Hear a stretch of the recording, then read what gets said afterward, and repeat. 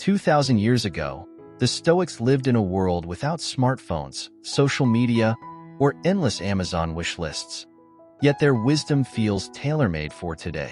They believed that true freedom wasn't found in wealth or possessions, but in mastering your mind and living simply. Imagine owning less, worrying less, and focusing only on what truly matters. That's not just minimalism, it's Stoicism in action. Marcus Aurelius, a Roman emperor, ruled the most powerful empire on earth, yet he found peace in simplicity. He wrote, "Very little is needed to make a happy life." What if this ancient philosophy could solve our modern struggles with stress, clutter, and constant comparison? What if the key to happiness has been hiding in plain sight for centuries? Welcome to Why Stoics Were the Original Minimalists. Ancient wisdom reimagined. Let's uncover how their timeless principles can transform your life today. Stoicism isn't just a philosophy. It's a practical toolkit for living.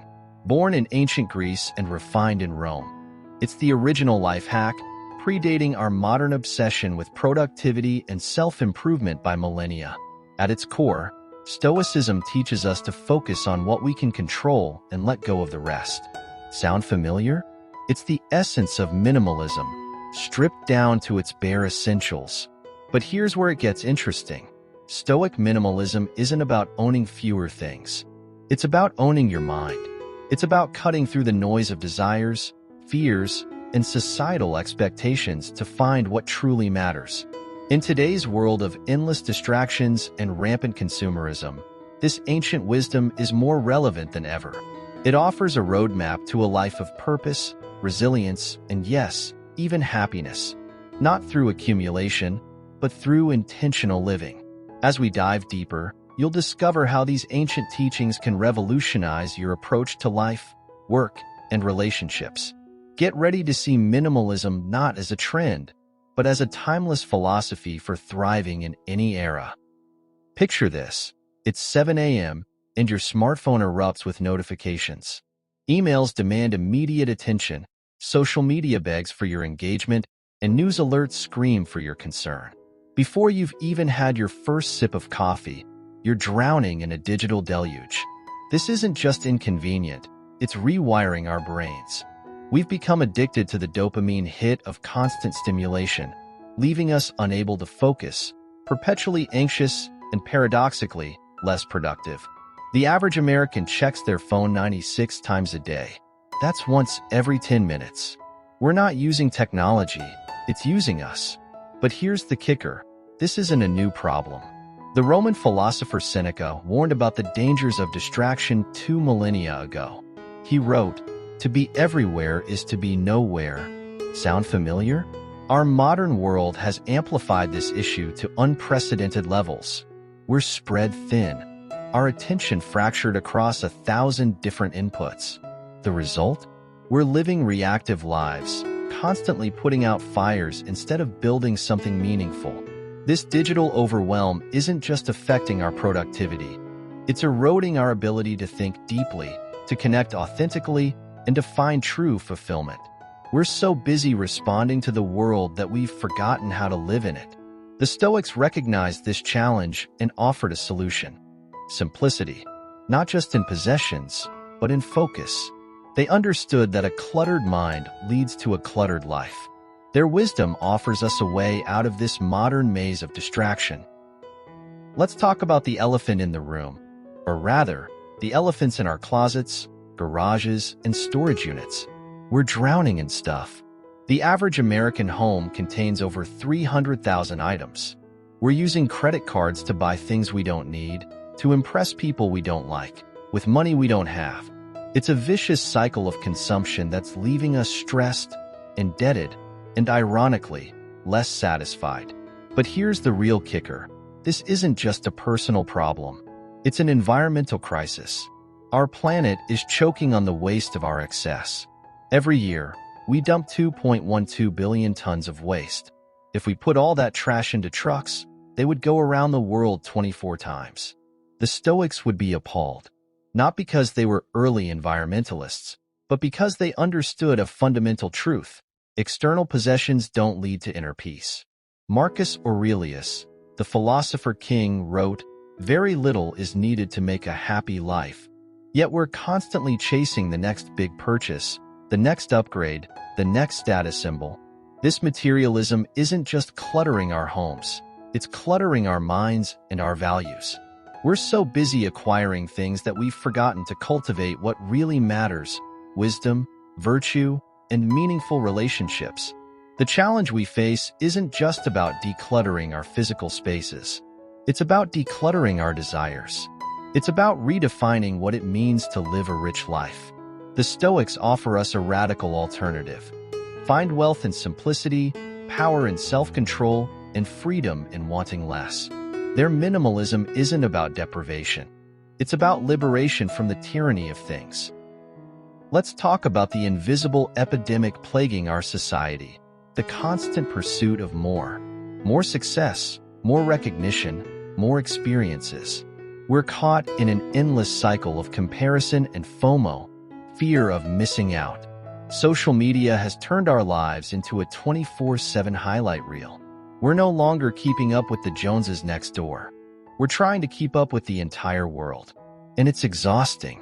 A study found that 56% of social media users experience FOMO regularly. We're sacrificing our mental health on the altar of perceived perfection. But here's the irony. In our quest for more, we're actually experiencing less. Less contentment, less presence, less genuine connection. The Stoics recognized this human tendency thousands of years ago. Epictetus said, "He is a wise man who does not grieve for the things which he has not, but rejoices for those which he has." Yet, in 2025, we're still struggling with this fundamental truth. We're constantly chasing the next big thing, the next milestone, the next adventure, all while missing the beauty of the present moment. This relentless pursuit isn't just making us unhappy, it's making us ineffective. We're spreading ourselves too thin, saying yes to everything and excelling at nothing. The challenge we face isn't just about simplifying our schedules or curating our social media feeds. It's about recalibrating our entire approach to life. The Stoics offer us a powerful alternative. Focus on what truly matters. Cultivate gratitude for what you have. Find joy in the journey, not just the destination. Their wisdom challenges us to stop chasing more and start appreciating enough. It's not about lowering our ambitions. It's about aligning them with our values and finding fulfillment in the process, not just the outcome. Imagine having a mental filter that instantly separates what matters from what doesn't. That's exactly what the Stoic principle of the dichotomy of control offers us. Epictetus, a former slave turned philosopher, boiled it down to this: some things are up to us, and some things are not up to us. Simple, right? But this idea is revolutionary when applied to our cluttered modern lives. Here's how it works. Take any situation that's stressing you out. Now, mentally sort it into two categories: things you can control and things you can't. Traffic jam on your commute? Can't control it. Your reaction to it? Totally up to you. This isn't just philosophical mumbo-jumbo. It's a practical tool for mental decluttering. By focusing only on what we can control, we free up enormous mental energy. We stop wasting time worrying about the weather, other people's opinions, or the stock market. But here's where it gets interesting. This principle doesn't just apply to external events. It's equally powerful when dealing with our own thoughts and desires. Craving the latest smartphone? Pause and ask, can I control this desire, or is it controlling me? Worried about a future event? Ask, can I influence the outcome, or am I just spinning my mental wheels? By consistently applying this filter, we naturally gravitate towards a more minimalist lifestyle, not just in our possessions, but in our thoughts and actions. The result? A clearer mind, more intentional choices, and a life focused on what truly matters. It's minimalism at its most profound. Not just decluttering your closet, but decluttering your entire approach to life. Imagine willingly taking a cold shower, sleeping on the floor, or fasting for a day. Sounds crazy, right? Welcome to the Stoic practice of voluntary discomfort. This isn't some masochistic ritual. It's a powerful tool for building resilience and breaking the chains of materialism. Seneca, despite being one of Rome's wealthiest men, regularly practiced living as if he had lost everything. Here's the genius of it. By voluntarily experiencing discomfort, you inoculate yourself against the fear of losing comfort. It's like a vaccine for your ego. Try this. Next time you're about to buy something essential, challenge yourself to go without it for a week. Craving that $5 latte? Make instant coffee at home instead. Want the latest tech gadget? Use your old one for another month. This practice does two things. First, it breaks the automatic link between desire and purchase.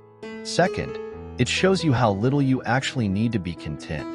But the benefits go deeper. Voluntary discomfort builds mental toughness. It's strength training for your willpower. Each time you choose discomfort, you're telling yourself, I am in control, not my desires. In our comfort-obsessed world, this practice is revolutionary. It's not about punishing yourself. It's about freeing yourself.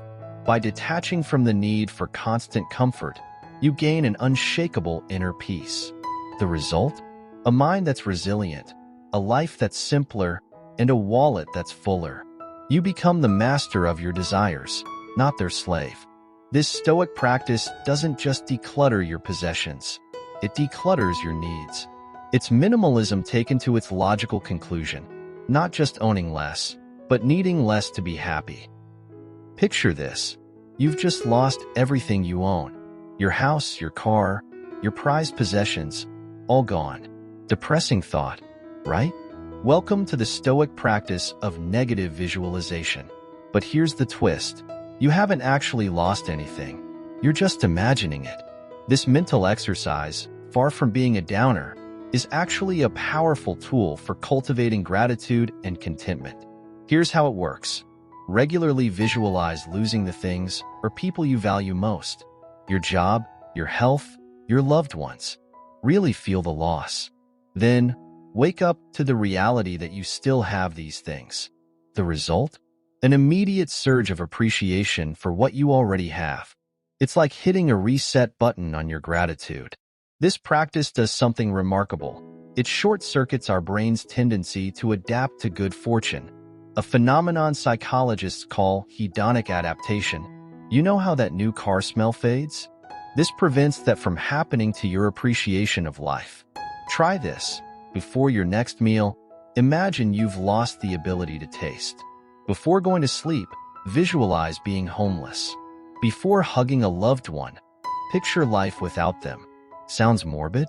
It's actually liberating. By facing our fears of loss, we rob them of their power over us. We stop taking things for granted and start savoring what we have. This Stoic technique is minimalism for your mindset. It declutters your desires by showing you the value of what you already possess. It's not about having less. It's about wanting less because you realize how much you already have. The end result? A profound sense of contentment, resilience in the face of actual loss, and a life rich in appreciation rather than possessions. It's minimalism that enriches rather than deprives. Imagine you're an astronaut looking back at Earth from space. Suddenly, all your worries, your possessions, your status, they seem insignificant against the vastness of the cosmos. This is the power of the Stoic practice of taking a cosmic perspective. Marcus Aurelius, despite being the most powerful man in the known world, regularly reminded himself of his own insignificance. He wrote, "You are a little soul carrying around a corpse. Harsh? Maybe, but incredibly liberating when you grasp its essence." Here's how to apply this cosmic perspective. Next time you're stressed about a work deadline, zoom out. Picture your office building from above. Now your city, your country, the planet, the galaxy. Suddenly, that report doesn't seem so life or death, does it? When you're tempted to buy something to impress others, consider this. In 100 years, will anyone remember or care about this purchase? In the grand scheme of the universe, does it matter? This isn't about inducing existential dread. It's about right-sizing your ego and your concerns. It's minimalism for your sense of self-importance. By regularly contemplating our cosmic insignificance, we paradoxically find freedom. Freedom from the weight of others' opinions. Freedom from the need to constantly prove ourselves. Freedom to focus on what truly matters in the brief flicker of time we have. This Stoic practice doesn't just declutter your possessions. It declutters your priorities. It strips away the non-essential, leaving you with a clearer sense of purpose and a lighter psychological load. The result? A life less burdened by trivialities, more focused on meaningful action, and paradoxically, more significant in its impact on others. It's minimalism that expands your perspective while simplifying your existence. Imagine having an impenetrable fortress inside your mind, a place where external chaos can't touch you. This is the Stoic concept of the inner citadel, and it's the ultimate form of minimalism, stripping away everything but your core values and principles. Emperor Marcus Aurelius, amid wars and plagues, wrote about retreating to this inner sanctuary. But this isn't about escapism. It's about building an unshakable core that allows you to engage with the world more effectively. Here's how to construct your inner citadel. First, identify your core values. What principles would you never compromise, even under extreme pressure? These are the foundation stones of your fortress. Next, practice responding to events with these values, not with knee-jerk emotions. Someone cuts you off in traffic? Instead of anger, choose patience. A setback at work?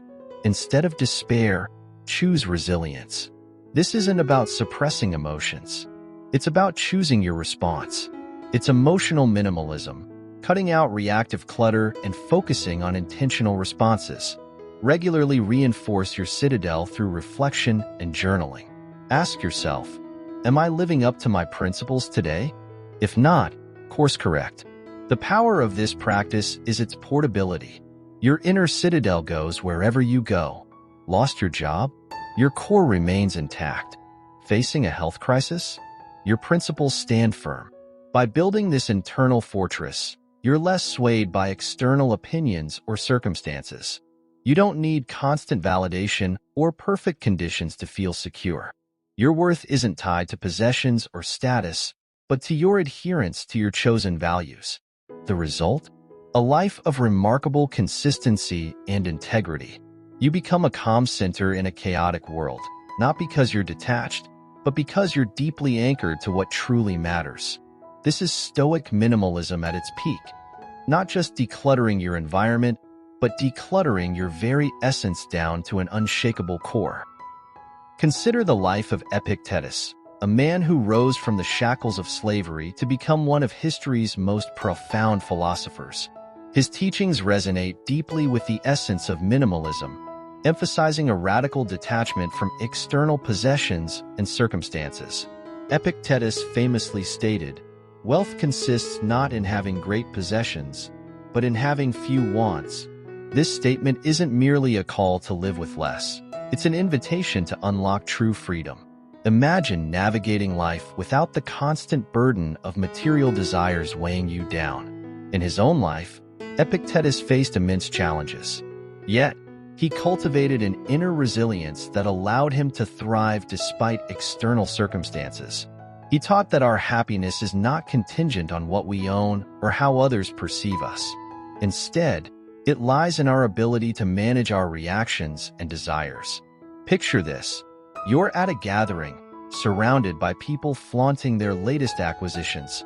Luxury cars, designer clothes, extravagant vacations. Instead of feeling inadequate or envious, you recall Epictetus' wisdom. You recognize that their possessions do not define your worth. You embrace the power of detachment, realizing that true contentment comes from within. This is the transformative moment, the realization that you can reclaim your peace by letting go of societal expectations and material attachments. By practicing this emotional resilience, you build an impenetrable fortress against the chaos of consumer culture. Epictetus teaches us that minimalism isn't just about decluttering our physical spaces, it's about decluttering our minds and hearts. It's about recognizing that we have the power to choose our responses and find fulfillment in simplicity. In this journey towards Stoic minimalism, we discover that freedom isn't found in accumulating more, but in embracing less. Less clutter, less desire, and ultimately, less suffering. The path laid out by Epictetus offers us a profound opportunity to redefine what it means to live well in a world obsessed with excess. As we've explored, the Stoics were not just philosophers. They were pioneers of minimalism, offering timeless wisdom that resonates in our cluttered modern lives.